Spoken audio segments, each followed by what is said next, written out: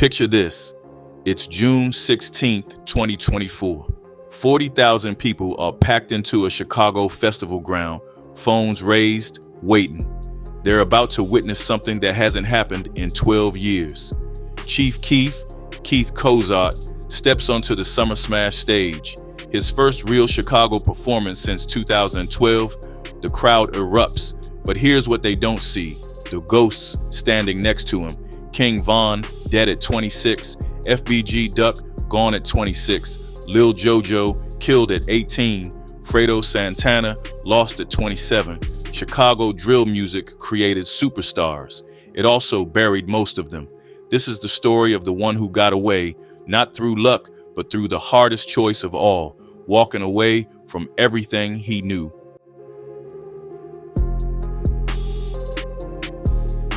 To understand how Keith Cozart became Chief Keef and how Chief Keef became a survivor, you need to understand Parkway Gardens. Most people know it as O Block. The Chicago police know it as one of the most dangerous addresses in America. Keith was born September 15th, 1995. His father, absent before he could walk. His mother, too young to raise him alone, left him with his grandmother, Margaret Carter. She lived in a 2-bedroom apartment on South King Drive, right in the heart of what would become the deadliest neighborhood in Chicago. By 2011, when Keith turned 16, the South Side was averaging over 500 homicides a year. That's not a statistic. That's somebody's child dying every 17 hours. In O Block alone, the violence was so concentrated that pizza delivery drivers refused to enter. Ambulances waited for police escorts. Keith wasn't watching this from the outside. He was in it, black disciples since he could remember. Not because he chose it.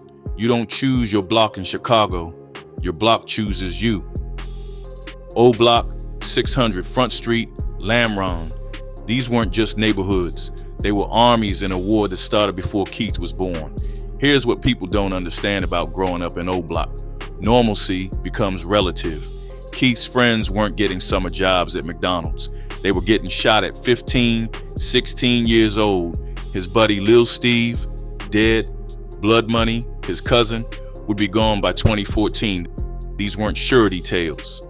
This was Tuesday. The crazy part, Keith had a gift. While his friends were planning robberies, he was making music in his grandmother's living room. Not good music at first, just a kid with a laptop and a microphone trying to document what he saw outside his window. He'd record between the gunshots, literally. You can hear sirens in some of his earliest tracks. By late 2011, something was building. Keith had just turned 16, but the streets already knew his name. Not just O Block, the whole South Side was listening to this kid who somehow made violence sound like victory, who turned trauma into something you could dance to. He called his sound drill music. Nobody knew it yet, but that word, drill, was about to change everything. December 2011, that's when the timeline splits. Keith gets arrested for pointing a gun at police officers. They shoot at him, a 16-year-old kid, but miss. He's placed on house arrest, ankle monitor and all, trapped in his grandmother's apartment. For most people, house arrest would be a punishment. For Keith, it became a recording studio, and what came out of that apartment would reshape not just Chicago, but music itself. House arrest should have been the end of Keith's story. Ankle monitor, can't leave grandma's apartment, facing serious time. Instead, it became the beginning of Chief Keef. See, when you can't go to the studio, you bring the studio home. Keith set up in his grandmother's living room, a USB microphone, a beat-up laptop, and young Chop sending beats through email. That's it. That's the entire setup that changed hip-hop forever. January 2012, Keith drops Bang, not through a label, just uploads it to YouTube. The video, him and his boys in his grandmother's apartment waving guns they probably shouldn't have had, especially with Keith on house arrest. But authenticity was the currency, and Keith was rich in that. Then came I Don't Like, March 2012. Young Chop's beat hits like a sledgehammer. Minimalist, aggressive, hypnotic. Keith's delivery, he's not rapping, he's testing. A snitch, nigga, that's that shit I don't like. Every line, a declaration of war. Every verse, a roll call of enemies. The song explodes. Not just Chicago, everywhere. Within weeks, it's at 3 million views. High schoolers in suburban Minnesota are singing Old Block 300. But here's where it gets complicated. Keith wasn't speaking in metaphors. When he said 300, that's black disciples. When he name-dropped ops, those were real people with real guns who really wanted him dead. The police noticed. Prosecutors started printing out lyrics, matching them to crime reports. I Don't Like wasn't just a song, it was obvious. Keith's authenticity, the very thing that made him famous, was building a case against him. Then Kanye West enters the picture. May 2012, one of the biggest artists in the world remixes I Don't Like. Suddenly, Keith Kozart from Old Block is on a track with Kanye, Pusha T, Jadakiss, and Big Sean. The remix hits Billboard. Interscope Records shows up with a contract worth $6 million. $6 million. Keith's 17 years old, still on house arrest. Still can't leave his grandmother's apartment without permission. But he's got more money than anyone in O Block has ever seen legally. The question becomes, can money buy you out of a war? The answer was about being written in blood.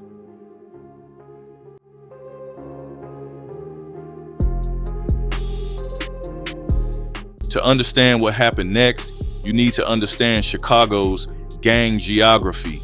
This isn't Crips versus Bloods. This is block by block warfare with decades of history.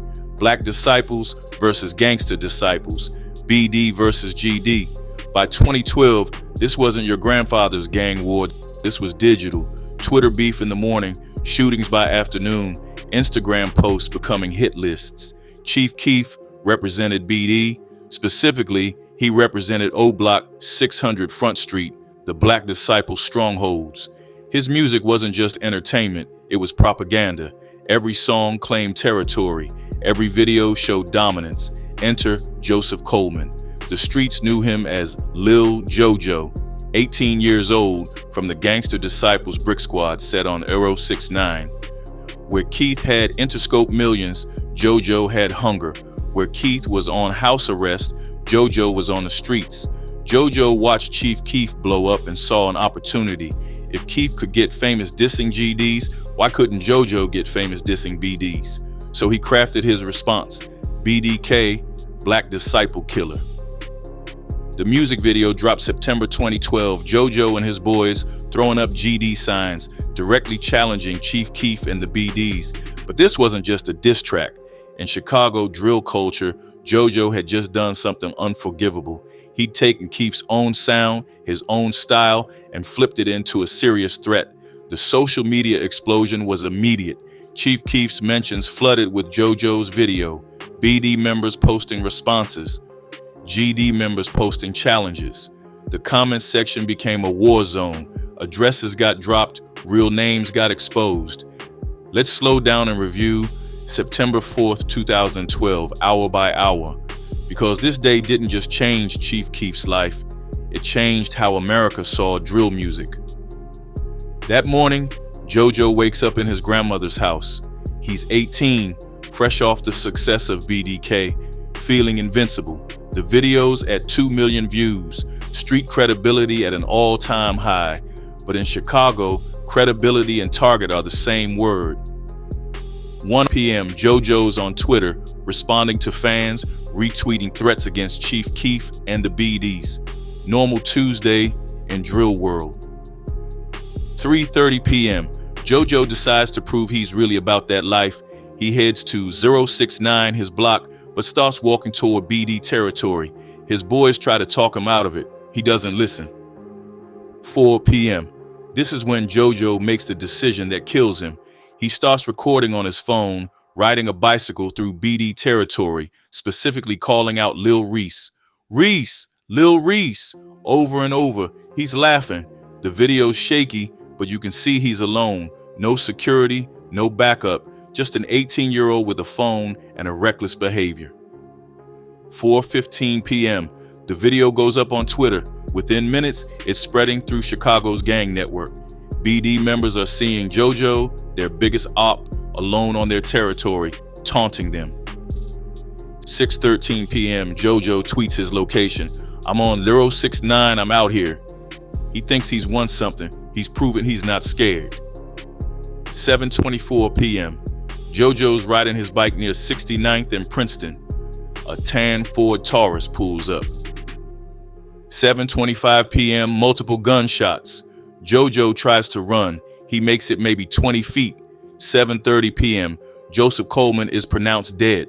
Multiple shots. His mother would later say she knew something was wrong when he didn't come home for dinner.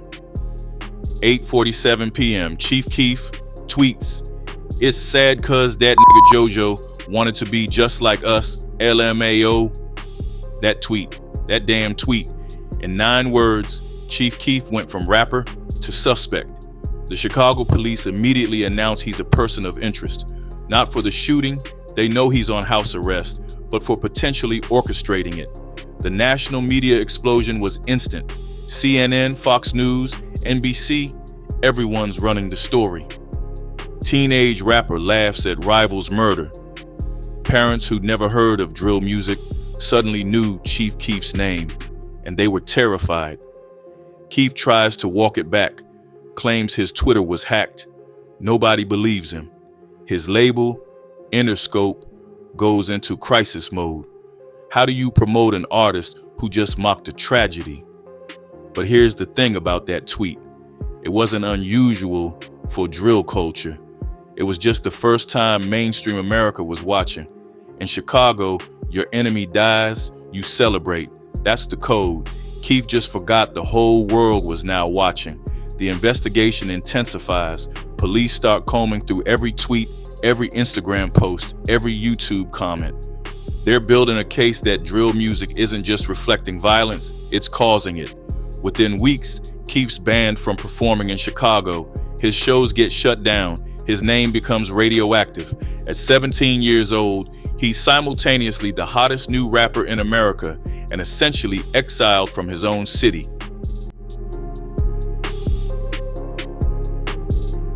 After JoJo, death started hunting Chief Keef like it had a personal vendetta. January 2013, Keef's stepbrother, Ulysses Gissendaner, gets murdered, shot dead in Chicago. Keef's still on probation, can't even go to the funeral without permission. He watches his stepbrother get buried through FaceTime. March 2014, Keef's at his manager's house in Northfield, supposed to be a safe suburb. Shots fired through the window. Nobody hits, but the message is clear. Nowhere is safe, not even the suburbs. The war has his new address, April 2014. This one breaks something in Keef. His cousin, Mario Hess, Blood Money, gets killed in Inglewood. Not just killed, shot multiple times in broad daylight. Blood Money wasn't just family, he was Keef's artist. Signed to his label, they were building something together. Keef flies back to Chicago for the funeral. What he sees changes him. The funeral home is surrounded by police, expecting retaliation. Gang members from both sides show up. It's not a memorial, it's a powder keg. Keef realizes this is how he'll die, at a funeral, mourning someone else who died at a funeral. He told an interviewer later, when Blood Money died, that was the biggest lesson. He told me, you gotta grow up. I can't be in Chicago. It's not about being scared. July 2015, as if to prove his point, death comes for his crew again. Capo, Marvin Carr, gets shot and killed. But here's the horrific part. The shooter's car, fleeing the scene, hits a baby stroller. 13-month-old Dylan Harris is killed. To baby, dead, because of beef that started before that child was even conceived. The pattern was clear. Death was circulating closer. Stepbrother, manager's house, cousin, friend, and always innocent people caught in the crossfire. Keef wasn't just risking his own life anymore. He was a magnet for violence, and everyone near him was in danger. The streets were keeping score. Big names were falling monthly. lled Capone, dead at 17. Young Pappy, dead at 20. Shooter Shells, Dusky, countless others. The drill scene wasn't just violent, it was a massacre in slow motion. Keef had two options: stay and die a legend, or leave and live as something else. He chose to live. But first, the system had its own plans for him.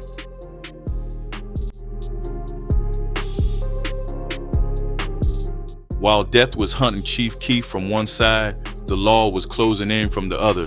And honestly, the law might have saved his life. Let's track the arrests. December 2011, age 16, pointing a gun at cops. That's what started the house arrest. May 2013, caught speeding at 110 miles per hour in a BMW. Here's the kicker. He only had a learner's permit. The judge's exact words: "You think you're invincible, and you're certainly not." The judge didn't know how right he was.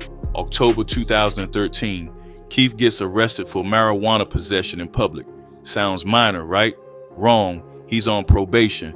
Any arrest is a violation. The court orders rehab. Keef tests positive for weed at rehab. Another violation.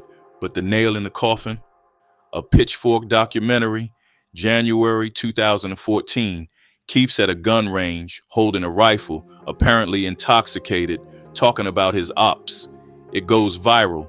One problem, he's on probation for gun charges. The video is literally evidence of him violating probation. The judge is done playing, 60 days in juvenile detention. But here's where it gets interesting. While Keef's locked up, something happens. He misses 3 more funerals, 3 more dead friends he can't bury because he's in a cell. And for the first time, he's grateful for those walls. He tells his grandmother during a visit, "I might be locked up, but at least I'm alive." March 2014. Keef gets out and immediately faces another crisis. Child support cases. Multiple women claiming he's the father. The courts want DNA tests. He doesn't show up. Warrants issued. Then there's the money problem.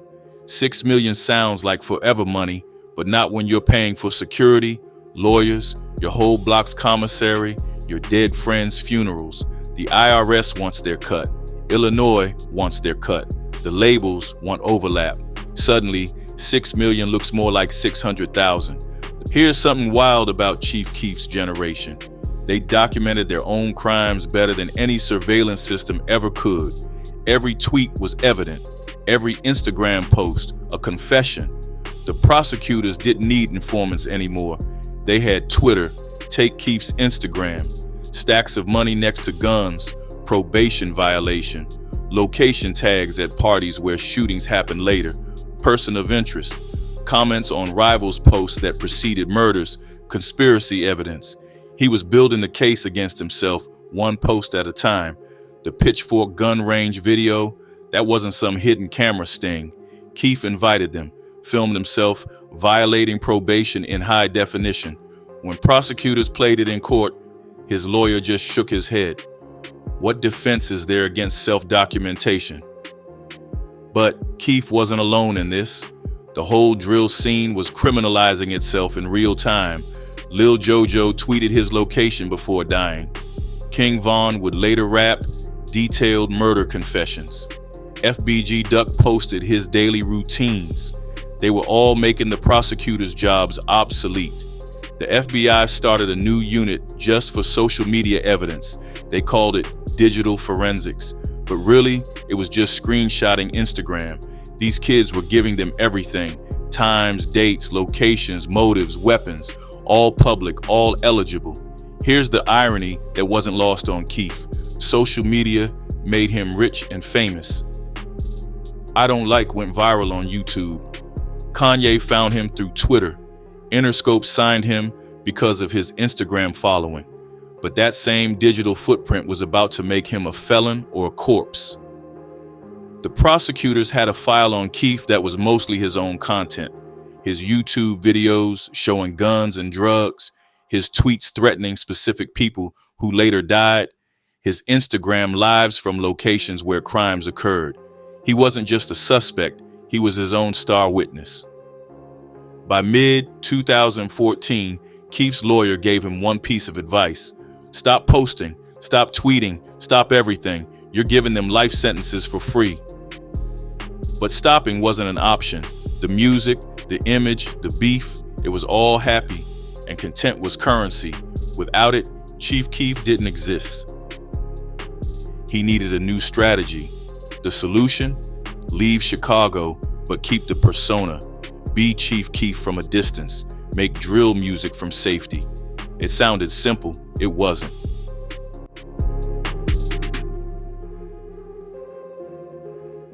June 2014. Chief Keef lands at LAX with 2 suitcases and a lifetime of trauma.